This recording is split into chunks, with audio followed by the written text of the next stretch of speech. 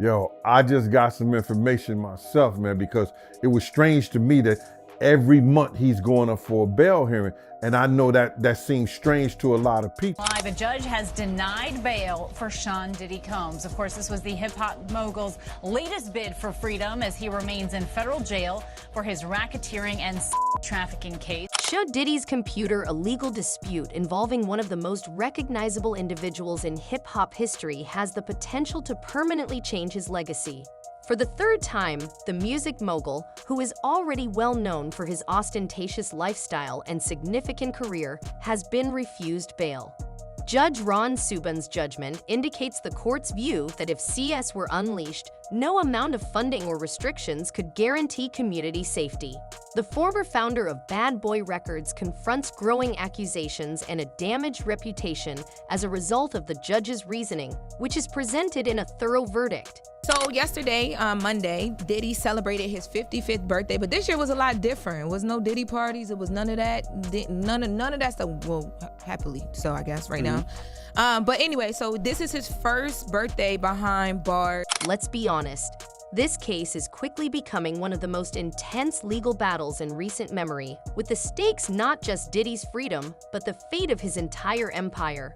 His latest attempt at securing bail wasn't a simple request. It was a high-risk, high-reward gamble involving a proposed $50 million bail package. Yes, $50 million. The defense argued that this unprecedented offer, paired with strict conditions like 24/7 private security and a ban on internet and phone access, should have been enough to address concerns about Diddy being a danger to society or a flight risk.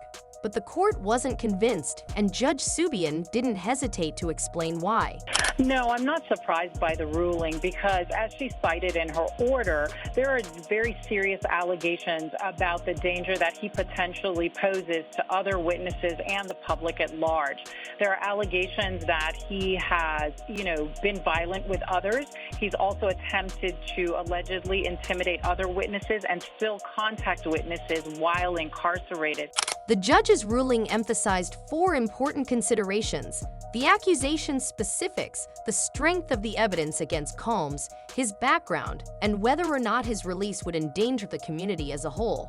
Diddy's situation did not appear promising. The charges alone are astounding: racketeering, coercion, and planning a systematic pattern of harm that lasted for years. Prosecutors said that Combs exploited his connections, income, and influence to foster an atmosphere in which his wishes could be carried out without repercussions. But the evidence supporting these claims is more important than the accusations themselves. Monitoring another push to free Sean Diddy Combs tonight, with his legal team citing new evidence in an updated bail proposal. The music mogul agreeing to around-the-clock security and cutting out contact with basically anyone but his legal team to get out of jail ahead of his trial, scheduled for May of next year, for charges he allegedly coerced and abused women for years. One of the most damning pieces of evidence presented by the prosecution and cited in the judge's ruling is a 2016 video that has since gained widespread attention.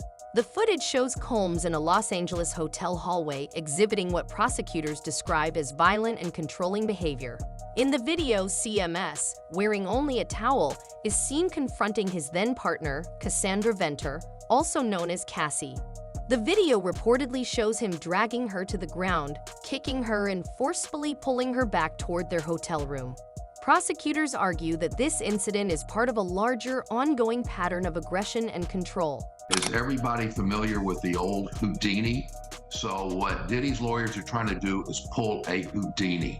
They're trying to say that the evidence that they have is different. Well, it's not different. The video that the entire world has seen is not going to go away. The fact that he had parties that were freak-offs is not going away. So it's just a question of whether or not.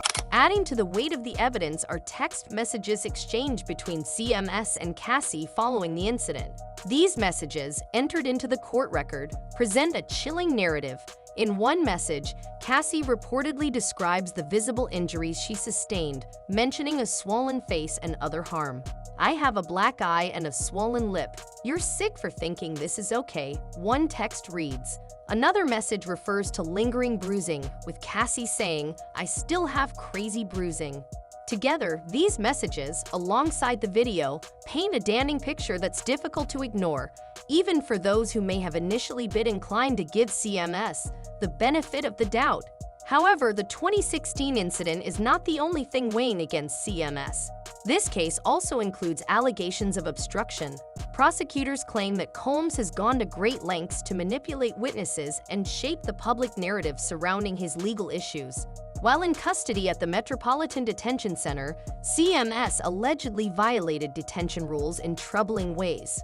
Reports indicate that he used other inmates' phone access codes to make unauthorized calls and also used a private messaging service to communicate with individuals outside the facility, bypassing standard monitoring procedures.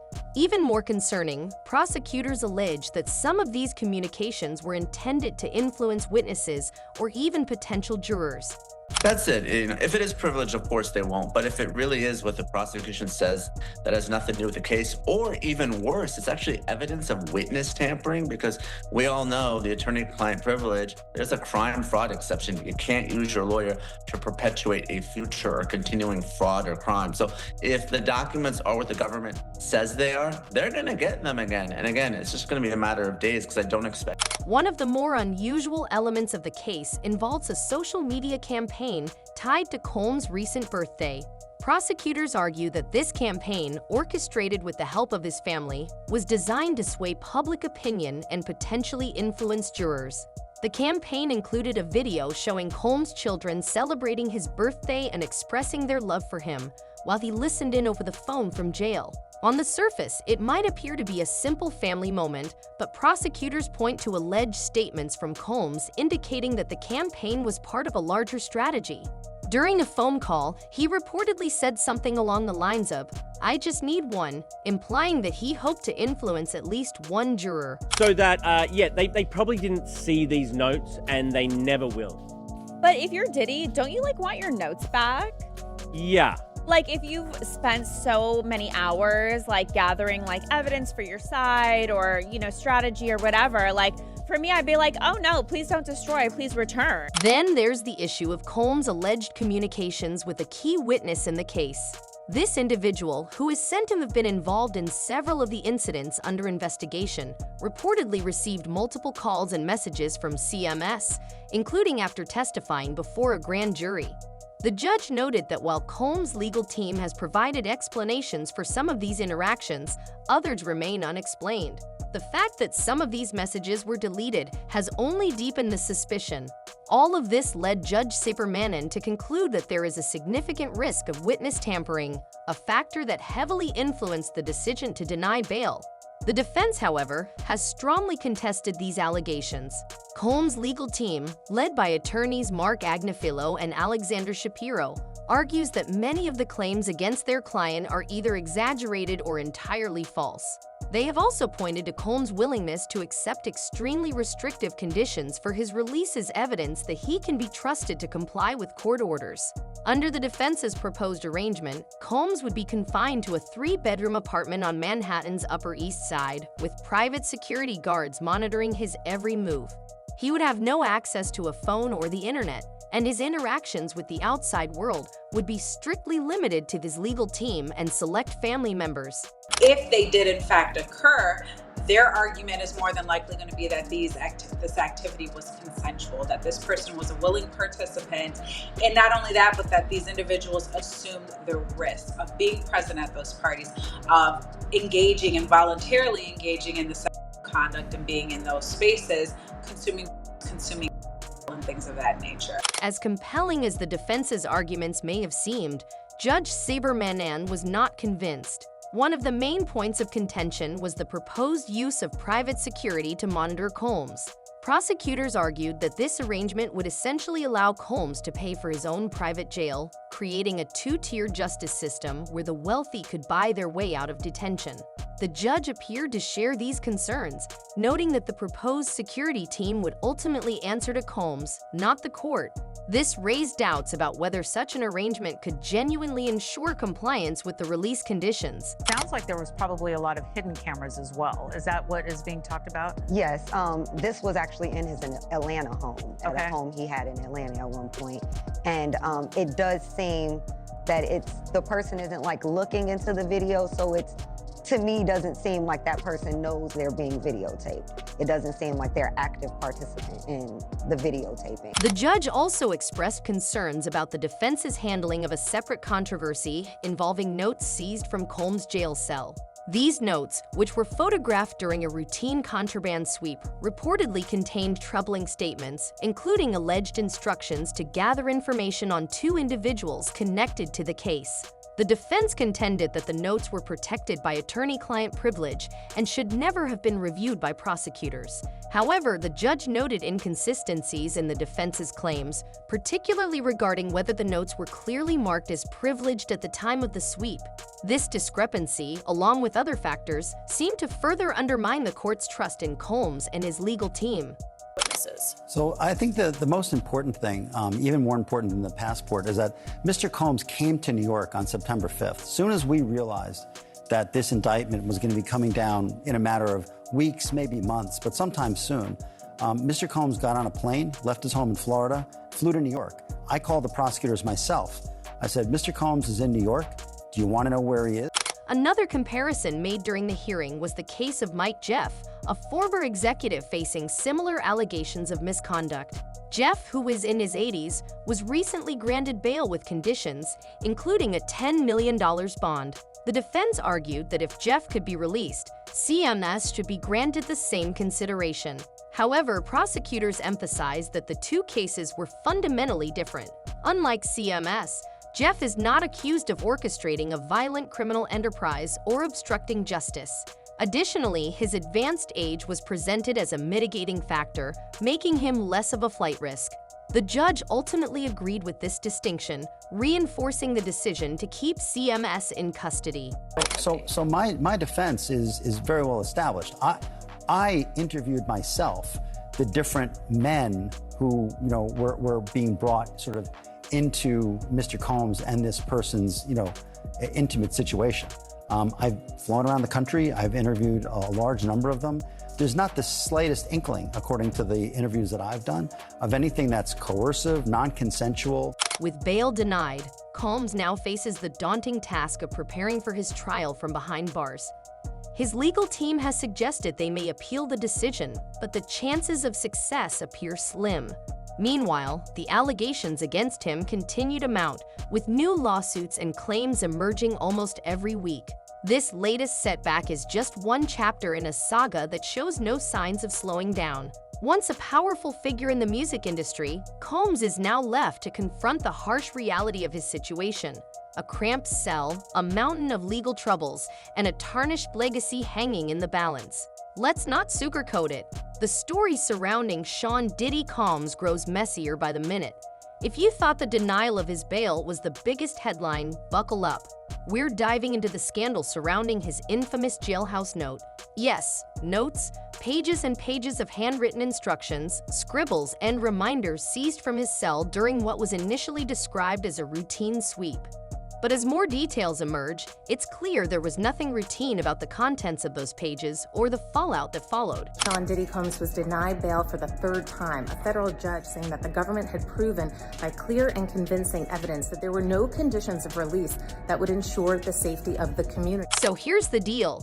During a search of Diddy's cell at the Metropolitan Detention Center, authorities reportedly uncovered a stack of personal notes. At first glance, this might seem like no big deal. Who doesn't jot things down to stay organized, right? But according to prosecutors, these weren't just your average to-do lists or reminders to call home. Instead, the notes allegedly contained instructions that sent shockwaves through the courtroom. Among the most shocking claims, Diddy reportedly wrote about digging up dirt on his accusers. Yes, you read that correctly. He was allegedly seeking information on the very people accusing him of wrongdoing. And it doesn't stop there. One note reportedly instructed a family member to gather details about specific individuals linked to the case, while another allegedly mentioned paying off witnesses. Diddy's legal team has vehemently denied these allegations, calling them baseless and a gross misinterpretation of his private thoughts. But let's face it, In a case already full of accusations of manipulation and power plays, this discovery only adds more fuel to the fire. The defense denying these claims and is pushing for his release under strict conditions, including a $50 million bond and 24/7 monitoring at a secured Manhattan apartment. There will be a hearing today where both sides will have a chance to clarify exactly how Combs has been connecting with the world outside his jail cell. You'd think the notes would be a slam dunk for the prosecutors. Evidence of tampering and intimidation written in Diddy's own handwriting. Case closed, right? Not so fast. His defense team has come out swinging, arguing that these notes were protected by attorney-client privilege and should never have been seized. They've accused the Bureau of Prisons and the prosecution of overstepping their authority, calling the seizure a blatant violation of Diddy's constitutional rights. And here's where it gets even juicier. At an emergency hearing, Diddy's lawyers demanded answers on how the search was conducted, why the notes were photographed, and whether the whole thing was a targeted effort to undermine their client's case. So there's a few things going on. First is the privilege issue. The judge will decide whether the documents are privileged or not. If they're not, they're going to go to the government. If the documents are not only not privileged, but they're evidence of witness tampering, then a few things can happen, all of which are bad for Sean Diddy Combs. First, of course, he did face obstruction of justice charges in a superseding indictment. The judge, clearly reluctant to make a premature decision, ruled that prosecutors must destroy any copies of the notes in their possession. However, and this is a big however, the original notes would remain under court supervision while both sides argue their admissibility. In plain terms, this means the notes are in legal limbo, not fully off the table, but not entirely in play either. But make no mistake, their mere existence has already cast a long shadow over the proceedings. Let's pause for a moment and consider the optics here. If you're a juror or even a casual observer, how does it look when someone accused of such serious allegations is found to have written notes that allegedly contain instructions to dig up dirt on their accusers? It doesn't exactly scream innocence, does it? While Diddy's team insists that the notes have been wildly misinterpreted, the damage to his public image is undeniable. It's one thing to be accused of wrongdoing. It's another to be portrayed as someone actively trying to manipulate the system from behind bars. Wait a minute, say that again. Say that again, back up. You're saying that there's tapes and they're being shopped? Yes, there have been people already shopping. We've heard about the tapes, but yes. the shopping thing is... Yes, there already have been tapes leaking around Hollywood, being shopped around to individuals in Hollywood. But one particular person contacted me to shop a particular video they were in possession of. And speaking of manipulation, this isn't the first time Diddy's actions from jail have raised eyebrows. Remember the birthday video we mentioned earlier, where his family gathered to celebrate him while he listened in over the phone?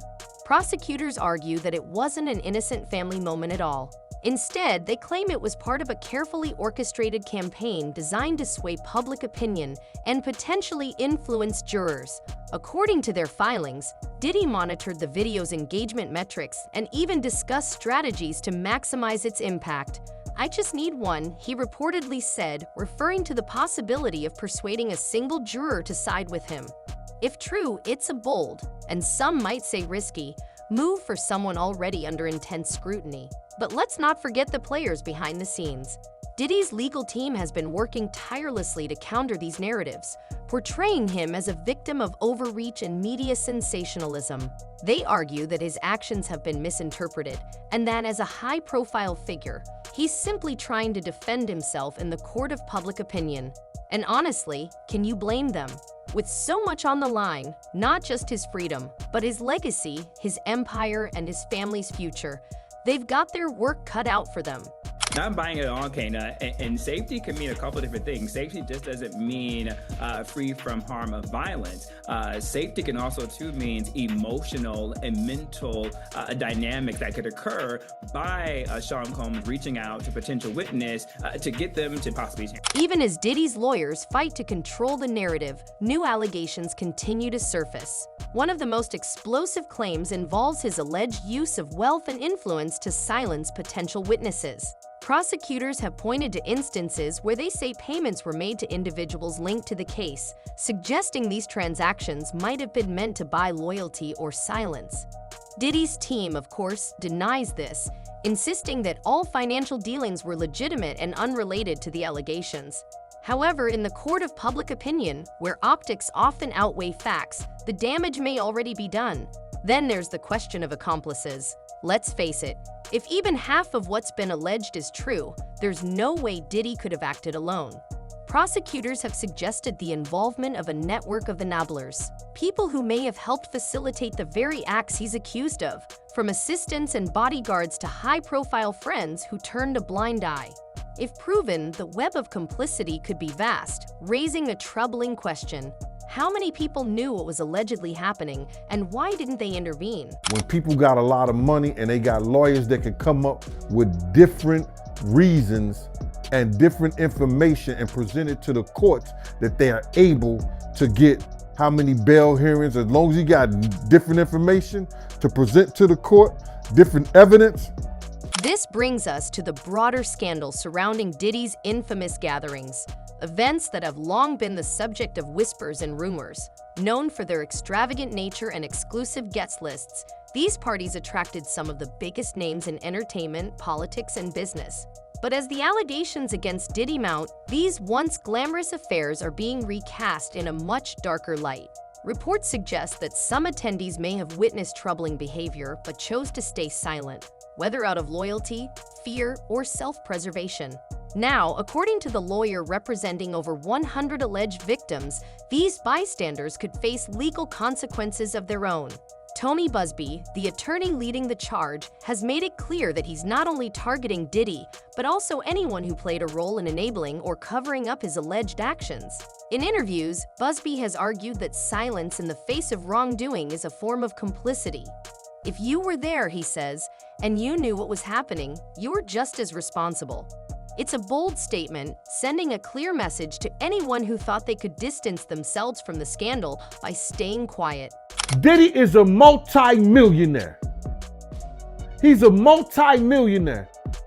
If he wins this case against them, look at all the business that he lost. Look what they made him look like in the public eye. He could bankrupt. he could bankrupt the government. And let's not forget the celebrities who've been linked to Diddy over the years. Names like Jay-Z, Jennifer Lopez, and Usher have all been mentioned in connection to his legendary parties. While there's no evidence to suggest they were involved in or even aware of any wrongdoing, the mere association has left some scrambling to protect their reputations.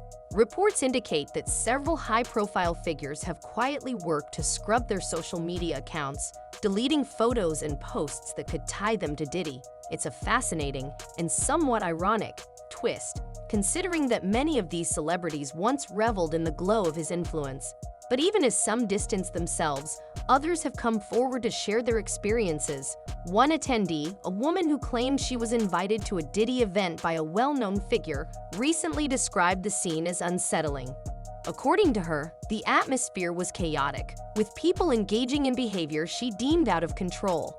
While she stopped short of making specific allegations, her testimony adds to the growing chorus of voices painting a far from flattering picture of these gatherings. They know they already won their case. He's gonna have to plead guilty to something. Maybe the guns, it may be the trafficking, it may be some stuff they found in the tax evasion. It may be charges that we don't even know about. But he's gonna have to plead guilty to something which get them off the hook. So where does this leave us for now? Diddy remains behind bars, his once glamorous world now confined to the walls of a detention facility. His legal team is preparing for a long and contentious battle, while prosecutors continue to strengthen their case. As more details emerge, it's clear this story is far from over. The stakes couldn't be higher, not just for Diddy, but for everyone connected to him.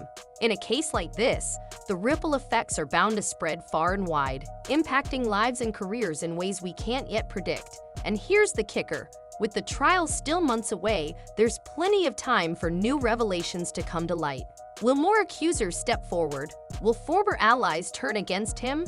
And what about those notes? Will they ultimately be admitted as evidence, or will the defense succeed in keeping them out? One thing's for sure, this case has already shifted how the world sees Diddy Combs.